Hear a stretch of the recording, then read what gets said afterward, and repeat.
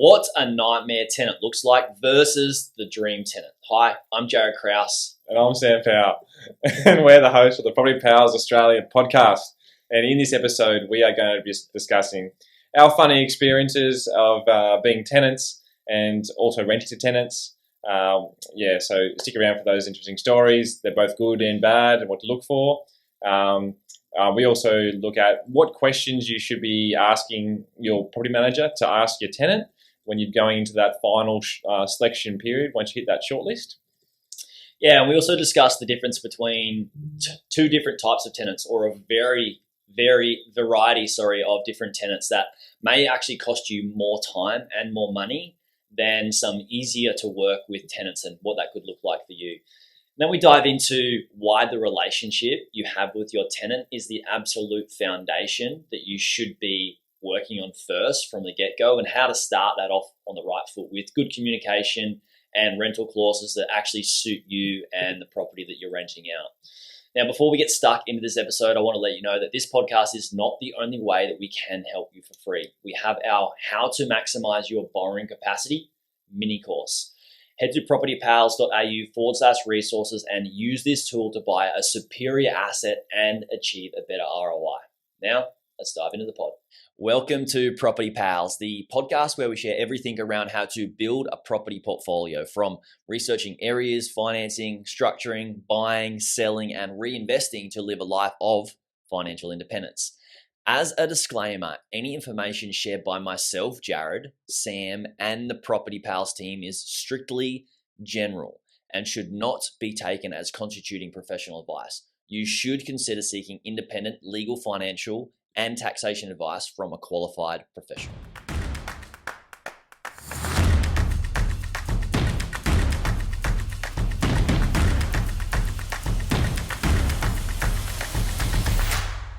How to find the best tenant to rent your property. Or a bit more excitement. How to find the best tenant to rent your property. I like it. On Today Tonight. On Today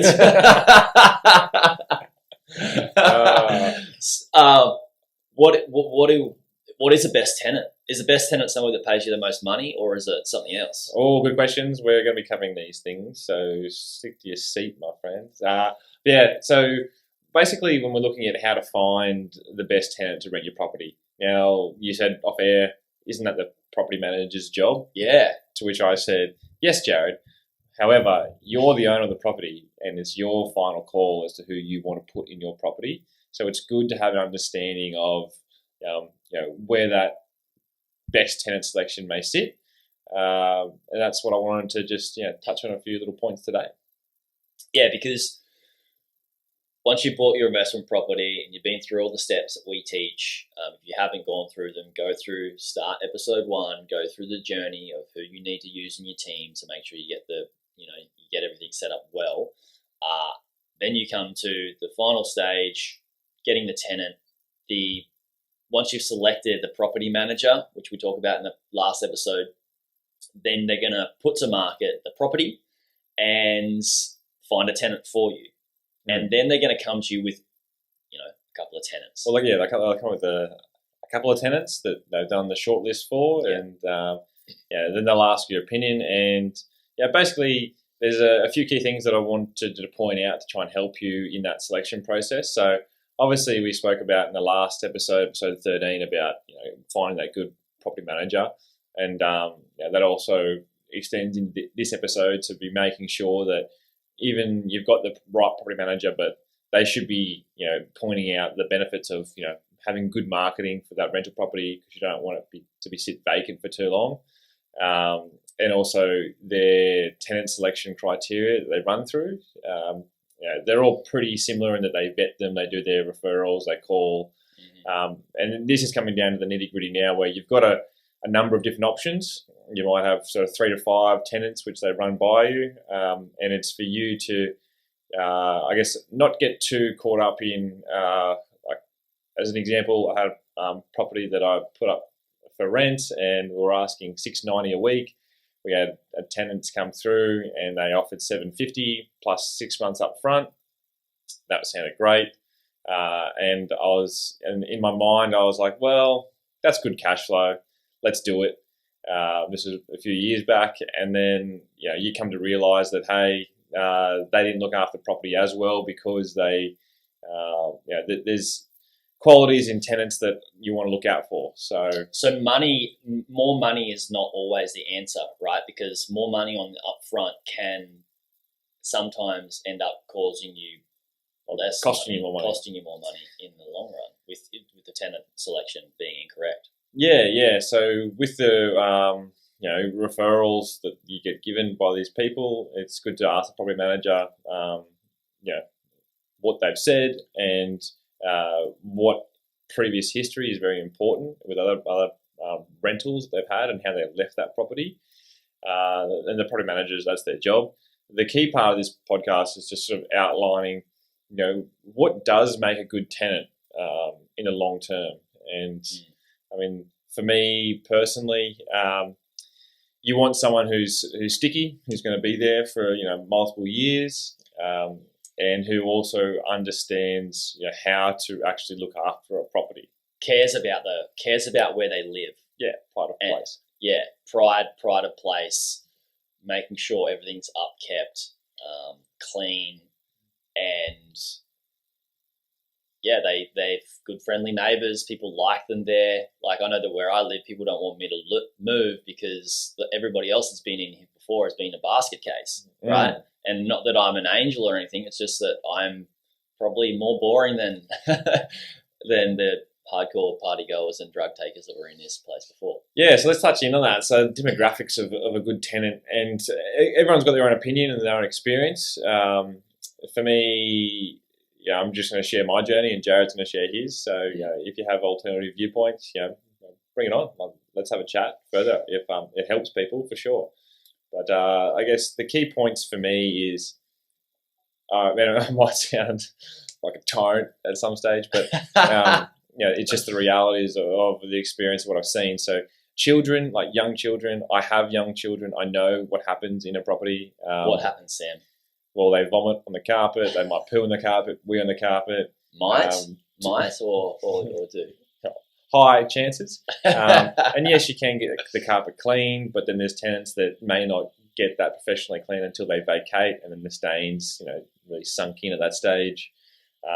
Little kids also, they don't understand, right and wrong that much. So drawing on walls, putting holes in walls. I mean, Archie put a hole in the wall the other day. Thanks, mate. I love your work. How big was the hole? I was only little, just a bit of a bog job, and then sand it back and do a nice paint job. Did you do it? No, I haven't done it yet because I just. Oh, you are going to do it? Yeah. Boss man. Well, to get a trades out there to do that, hit me your arm and a leg. Yeah, and also it's like it's a small job, and it's easy. Yeah. And also Archie does enjoy watching me do little handy tasks. That's probably not the best incentive to let him watch you. Then. Good point, actually. He just goes around wrecking things. Yeah, he's like, "Oh, Dad's gonna fix this. It's gonna be fun to watch." Good point. Yeah, actually, I'm one of those stupid fathers that. I doubt it. Well, my wife was having we're talking about it. She's like, "Oh my God, do you know Archie can unlock the door?" I'm like, "Yeah, I showed him how to do that the other day."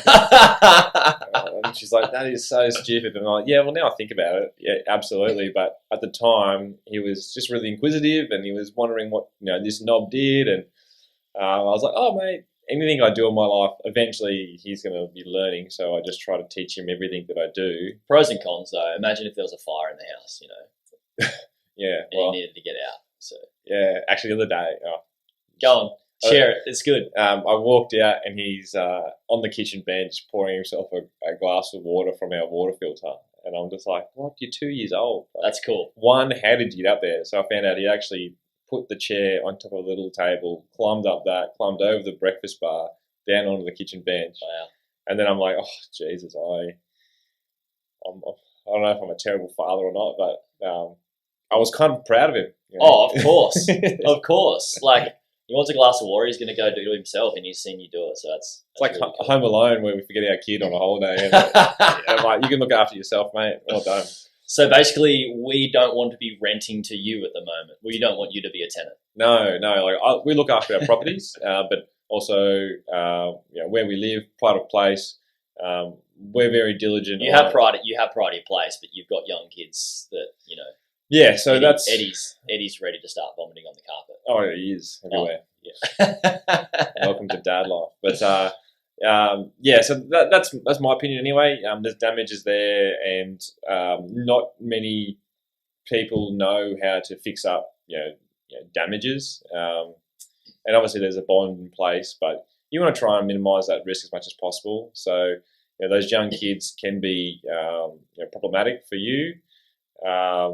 And then you also, the other side of the coin is university students, teenagers. Well, teenagers probably shouldn't be renting your property, but those 19 to 25 demographic where they are, getting on the piss, going out on the weekend, they stumble home, they might do something stupid drunk. Yeah. Yes, you have all the bonds in place for all that, but you just don't want to deal with that. No, you don't want to deal with that. And also, the biggest point about that demographic, one or those two demographics is the parent side with young kids. It is full on. I mean, like, you don't have as much time as you used to, so in making sure that all the dust has been removed, looking after that property, you don't have mold build up. You don't have much time to do that. And then on the flip side, with those late teens, early 20s demographic, they don't know to do it because they haven't lived out of home for that long. Their parents may not have taught them that. Like, they don't really understand that you need to do those small steps to maintain a property to make sure you don't have those long-term fix-ups. Yeah, they haven't been taught how to clean or have pride of property at that age. And also, I think that if somebody's in university, they're not a long-term tenant, right? No. And that just causes you more money in re-renting to more people by putting it on the market multiple times. Yeah. And if they're indecisive too, so they might go, I want a 6-month lease because I'm not sure where I'm going to be. And then you go, okay, well, that's half a week of rent every 6 months to rent out to you. We should talk about the worst tenants of all, which is us in Park City. Oh, yeah. Well, let's just keep it very PG. But we rented a property in America, and this is not something we're proud of, but we were super young and just partying, snowboarding, but we mistreated the property quite badly. And we knew that we weren't going to get our deposit back. So we just didn't care. And we left that property, and it's not something that I'm proud of at all, that's for sure. I cared, you cared, but we were renting the property with 6 other people, and they didn't care. And in the end, it was just Jaryd and I looking after this property. And Ryan. And our friend Ryan. There was too many people in the house at that time. So there was 6 on the lease, but at some stage there was actually, I think we had 18 or 19 people sleeping in the place. And then we were partying. And I remember coming home one night. Oh, it was a good time, but also you felt bad. Yeah. I remember coming home one night, and Dane, our friend, is on the laptop to his friend his brother in Austria. And then our friend, we won't name his name because he's a bit of a high-level person in the world. He's just sitting on the table. It's a wooden table. High level. Oh yeah. You know who I'm talking about, but I can't mention who he is. I was like, what? And people listening that are friends probably know it's our mate that's pretty high level, and he's got a big name in his industry. He was big on MySpace back in the day. He won the Face of the Gold Coast at one stage for being a model. Yeah, he's a very good looking man. Anyway, so I came home, and he's sitting at the head of the table, the dining table that's wood, and he's just got a fire burning on like a plate, and it's just jumped off the plate, and it's just the table's on fire, and he's just sitting there drunk watching it like it's not a thing. This is what you're dealing with. It's what you're dealing with young party goers, and it's it was a stage of life, and I'm not proud that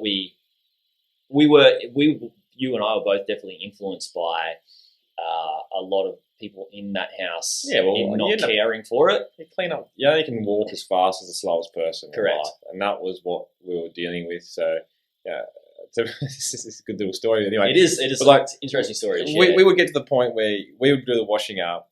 And if you're listening to this, Nick, I'm talking about you, mate. Like, you do the washing up. You make your food. You clean it up. You put it away. And it got to a stage where you couldn't clean up and put something away because there'd be nothing that was clean. You actually had to take something that was dirty, filthy, clean it, use it, leave it dirty, because that was the way that it all happened. And it was, My greatest memory of Nick in that place is coming home from partying and not knowing where his phone was, and he needed to work in like an hour or something like that. So he slept in the kitchen because there's no more beds left. Slept in the kitchen, and what did he do to set an alarm? Turned on the microwave for an hour or something with nothing in it, and blew up the microwave, and didn't buy us another microwave. Yeah. So anyway, that's what that's what you're dealing with if you're, and that might have been a bit extreme, that place, but you just don't know what goes on behind closed doors in your property when you have those sorts of tenants. There was a key lesson there too with the property manager. They came around unannounced one night, and knowing the rules and regulations of the property industry, you can't come over unannounced, and therefore I let the owner know, let him know that he was in breach, and he just ended up never coming around ever again. So he didn't do his inspections. He didn't report back to the owner. That was a bad property manager. Yeah, don't do that either. Broke the rules and also didn't care. Like, he cared, but like, I think he realised that we had this agreement that we couldn't be taken out of the place. Anyway, so that's a bit like, it's an interesting one because people may buy properties in the locations of, I can get a higher rent but higher turnover, and it's university students. But you're also going to get a higher amount of issues to deal with as well. So you might make a bit more money, but it might be a bit more work and a bit more headache. Also, add into like hair in drains is quite problematic. Whether it's a female or a long-haired male, like it can, if you've got multiple like adults in that location, so like 3 to 4 adults using the same bathroom, it's a lot of strain on the plumbing systems as well. What gets flushed in the toilet, what gets put down the drains, the sinks, That's a really good point for maintenance for the owner of the property.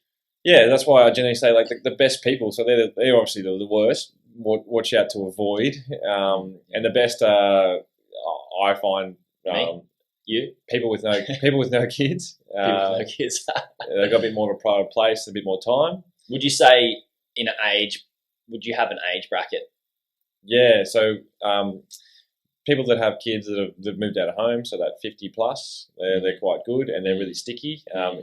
Also at that stage in life where their borrowing capacity is at risk. Banks don't like to lend to people generally over that 60 time frame because they obviously know if it's a 30-year loan, this person will be 90 by the time they pay off the loan. They might be working when they're in their 70s generally.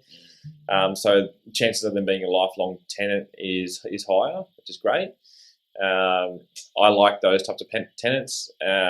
Other people with, say, like grown-up kids, say that early teenage years where they like 12 plus. Yeah, where they know, hey, don't ruin that. That's quite important. So they're good tenants to have, and even young couples, they're not too bad. But just keep in mind that people are allowed to throw parties. Don't get me wrong. Yeah, why not? Parties are fun. It's a good time, and they might have a little bit more respect for the property, and a pride of place is very important.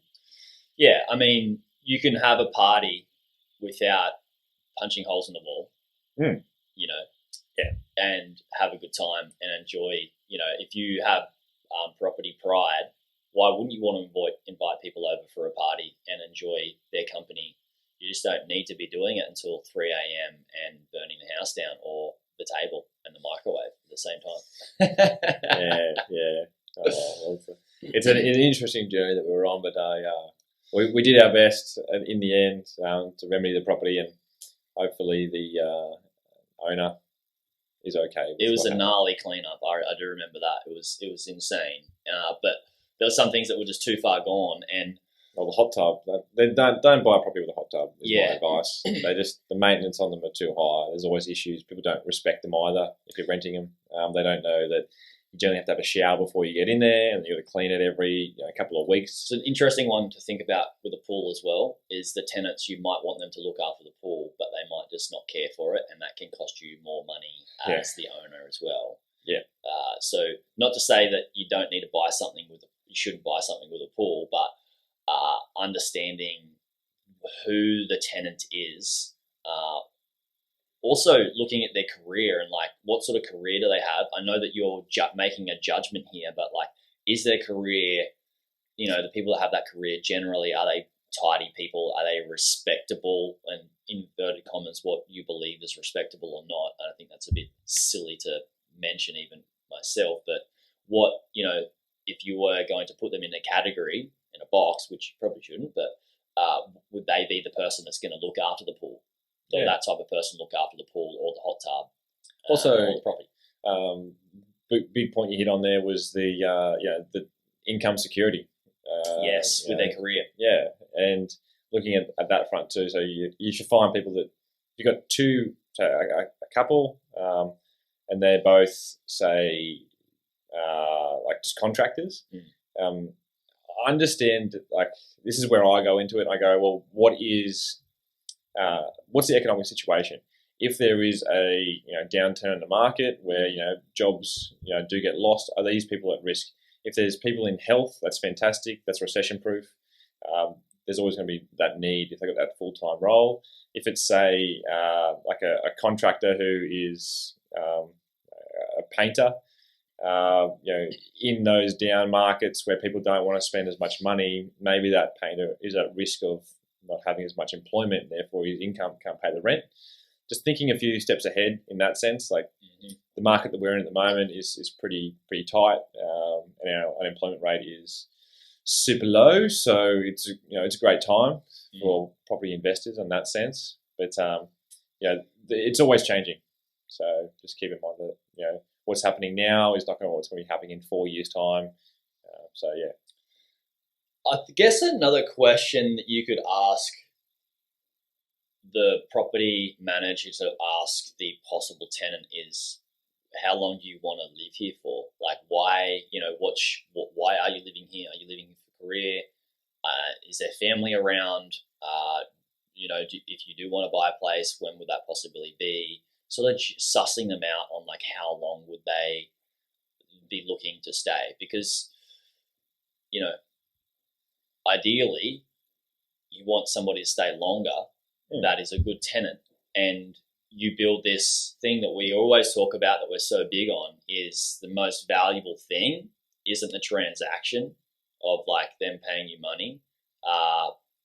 It's the relationship, because if the relationship is the foundation of it all, and you've got a good foundation and a good relationship, then as you guys grow together, the property market grows, you increase the rents, but they're really good at looking after the property. You play this happy medium of like, you do what's right for them and they do what's right for you. They look after the property and you charge them a decent fee that's market value without being too crazy, right?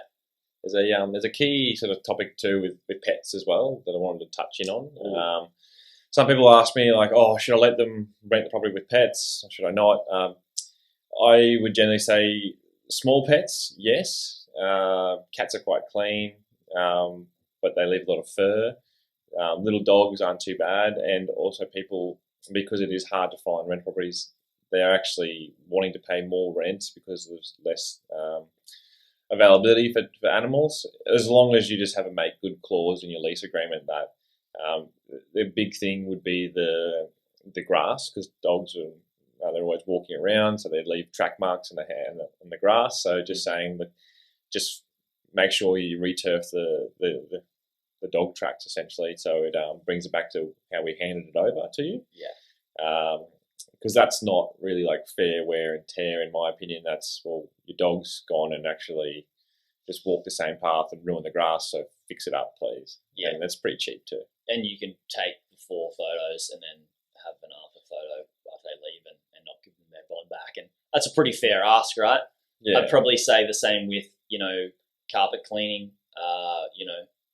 if you've got a lot of fur and stuff like that, also have a clause of like no wet dogs or wet animals in the place, because it can be, my last partner, when she moved into her place, the carpets were just reeking of wet dog.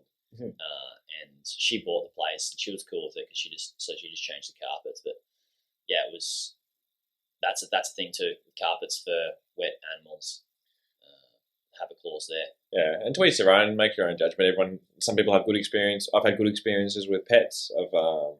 Some people have had really bad experiences with pets. So that's why I generally say those medium to larger dogs do carry that. They're more of an outdoor animal that carry more dirt and smell than your small types of dogs. But that's just sort of my experience, and a few things to keep in mind when you're choosing your tenant. It's not always ever about one thing in generally life, especially in property. Like, you don't just look at what rental you're getting in. It's thinking a few steps ahead to think, well, what is your net position going to be? And that takes into account, yes, your gross rent, less all your maintenance costs and management fees and things like that. So yeah, hopefully you all found that helpful. Yeah. Guys, if you do have any questions, please let us know. hello@propertypals.au. And anything else to mention? No, pretty short one, but the last episode was pretty long, so it was just a few little nuggets that I wanted to share with people here today. So hopefully you got something out of it. And also, I'd love to hear your experience too, because more people coming together and sharing their experiences helps everyone else, and we can even bring on the podcast, have a chat, and share your experience, because it could really help somebody else who's in that position that you might have been, a year or two ago, not wondering which path to go down. And we all can learn and share and grow together. That's the goal here too. Cool. Awesome, guys. We'll see you on the next one.